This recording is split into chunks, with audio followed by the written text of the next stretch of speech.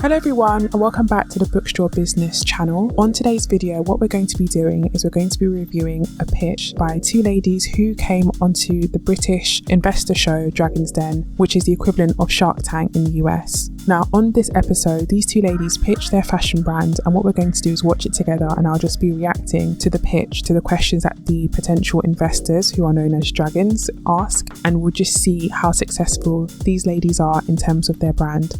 So grab a cup of tea and let's watch this episode together. Next into the den are university pals turned business partners, Rebecca Joy and Natalie Deanna. We always knew that we were going to work together. There was something innate, I think, inside that we just knew we wanted to do that. The fact that these two women have come together to launch a business, and the fact that they have confidence in each other in terms of the skills that each other bring, I think is fantastic. I think one of the key tenets to business, right, once you have established your idea, is building your team and ensuring that you have the right mix of skills and acumen and, you know, energy levels and business ethic. I think so far so good. We've just got an energy between us that we wanted to put into a company. A vegan, non-leather handbag business. I think a lot more people have been looking at more sustainable sources of clothing and fashion accessories, and so the fact that they have this idea is quite interesting. It shows that they have a unique selling point in the market, which is great for a new product. We're looking for £50,000 in exchange for a 10% share in our business,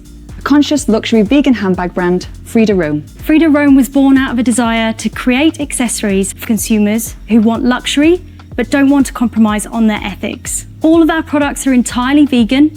They're made using progressive, eco-conscious materials and currently made in Britain. We have a completely unique offering, as each of our bags contains an erotic story chapter.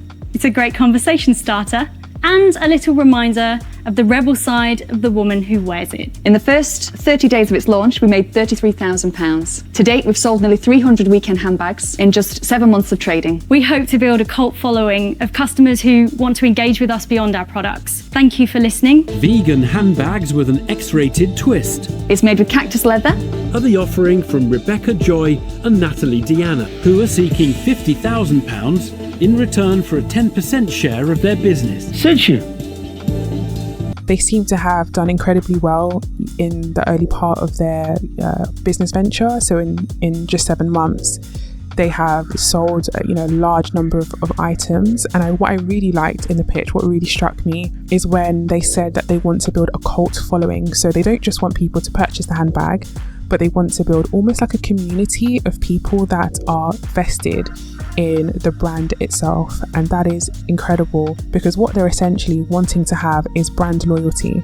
And when you have brand loyalty, you have people that, even if a competitor comes onto the market with a competitive product offering, people will still feel the need or the desire to come to this particular brand because they have bought into the brand, they have affinity with the brand, they trust the brand, and it's more than just a business that they're buying from.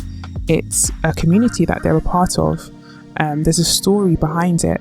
They feel tied to the product itself. So I think that's absolutely brilliant. It also means, from a customer's perspective, hopefully that the brand will have integrity. They've started off as, having vegan products. And so hopefully they will continue to do that. They'll continue to be ethical and sustainable. And therefore, customers can also feel that confidence that, they are supporting ethical supply chain, presuming that the supply chain is ethical for this brand. They do manufacture their products in the UK, which has more sort of strict guidelines and regulations with regards to manufacturing. So all good so far. Let's keep watching. I can't help but open up, and inside you've got a message, and it says, "She looked up, beckoning him to take her. Still holding onto his neck, she gripped him tighter. He came face to face with her and paused for the last time." And it goes on. What's the idea behind that? Give me an idea. Me and Nat have been friends for a long time, and we just have a certain energy between us, and we're not particularly shy, and we wanted to put something of us in the bag. Our personality. And we'd love to say it was more thought out, but Nat just said, "We're going to put an erotic story in the bag, and I'm going to write it." And I went, "I love it." So this one's quite interesting. So the brand have erotic notes in their handbags. I think this would put off certain customers, but as they said, they've put their personality in the brand. And I guess if you buy into them, if you buy into the brand, into the business, then it's something that you'll probably enjoy. And I guess if you don't enjoy it, you can take the card out, discard it, and there's no harm done, I guess. It's been so difficult to find people that do something like this. Everything's very simple and French and nice, which is also nice, but I don't want to buy them. I know what you mean, because I've actually been buying vegan bags for 15 years, but all of them, they're not quite right. Yeah. Well, I saw you smelling that bag as well. That's an interesting thing. Yeah. We discovered cactus leather in 2019. Nobody knew about it then. We had samples of other fruit leathers and they smell like fish. It's why I smelt them. I can smell a vegan bag a mile off, it's not good. Now, I love so much about this bag. However, I'm slightly puzzled by the erotic message. Only because sometimes you can say too much, and it feels a little bit to me like this stands on its own. It seems as though the fact that they use cactus as the material for their bags is something that is quite unique. The bags do not have an odd smell, and they're well constructed. And I guess to Deborah's point, they don't necessarily need to go down this sort of erotic message route, because the quality of their bags and the fact that they are vegan is good enough. I disagree. I look at this through a marketing lens, right? And I see so many cool products that have no brand story at all.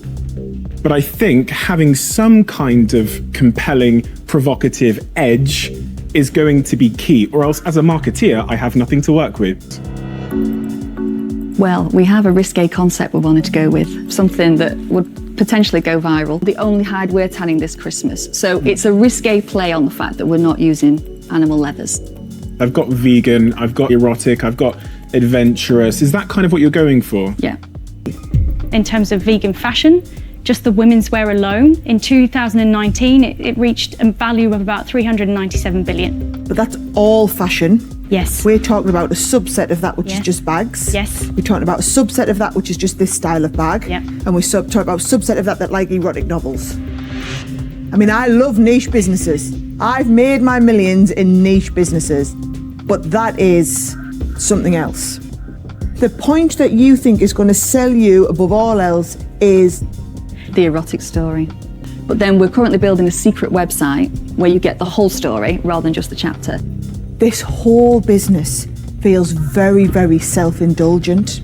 And my worry is you can go and be self-indulgent with your money, but with my 50 grand, no chance.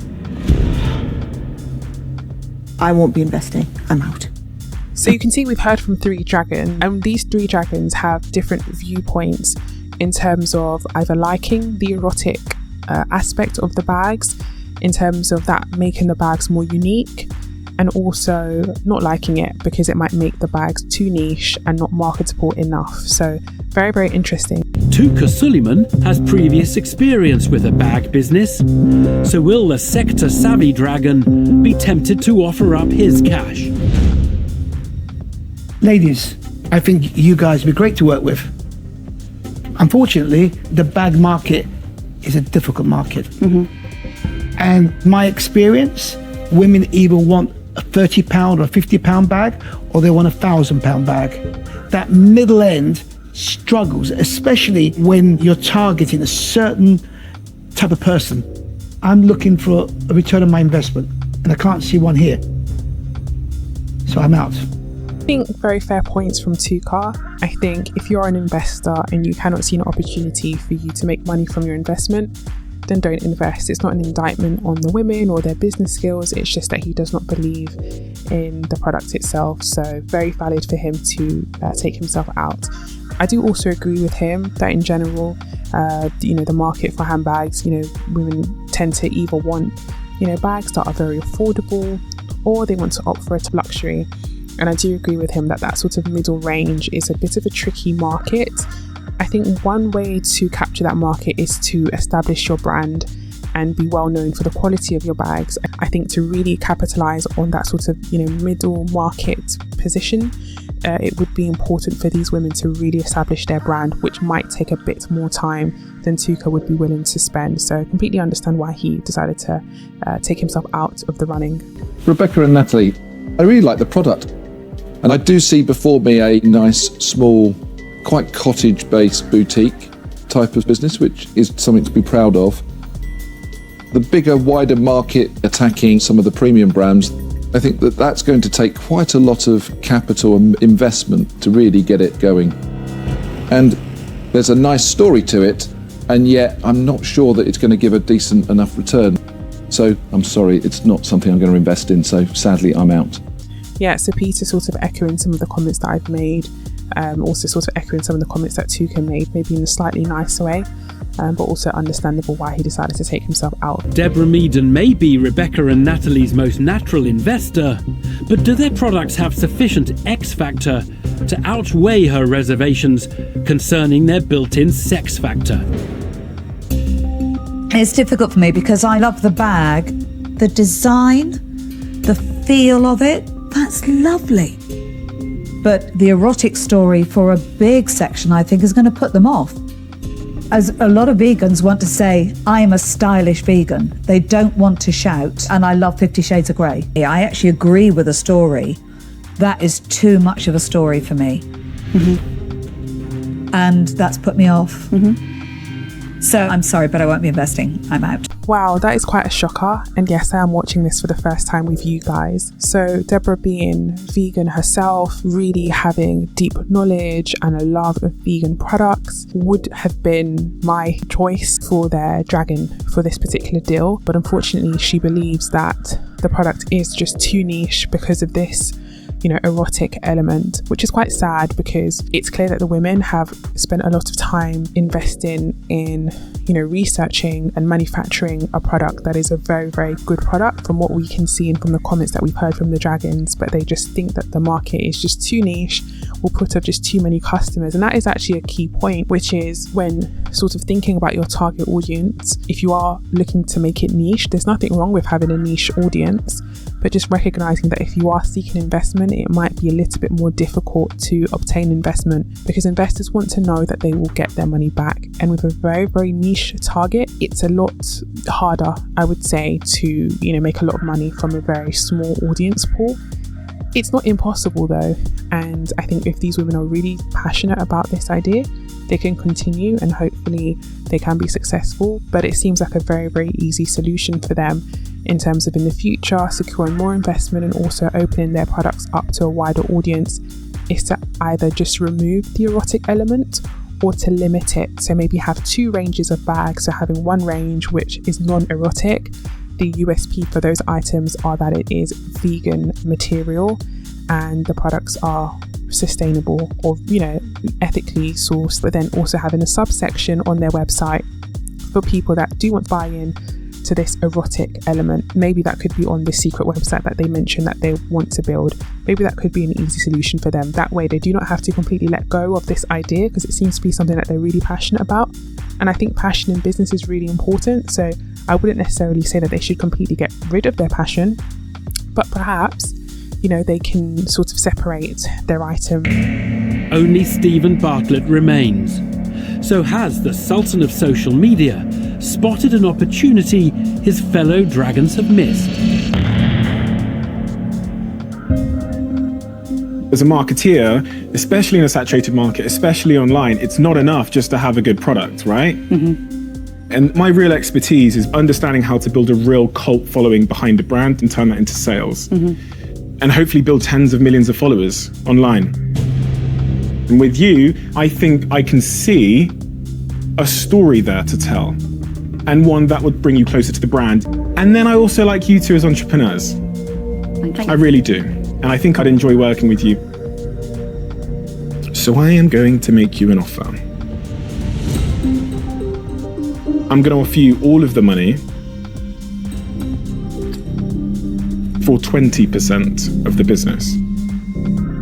We don't even need to discuss it because we'd love to work with you, and you can take 20%. Yeah, absolutely. Oh, amazing. Thank you. Well done, guys. Thank you so much, everybody. Thank you. Success for Rebecca and Natalie. Let's keep an eye on the brand. Let's see how they do. Let me know your comments and your thoughts down below in terms of the pick, what you think of the investment from Stephen Bartlett and how you think the products will do in the future. And this is Bookstore Business. Thank you for watching, and like, comment and subscribe for more content like this.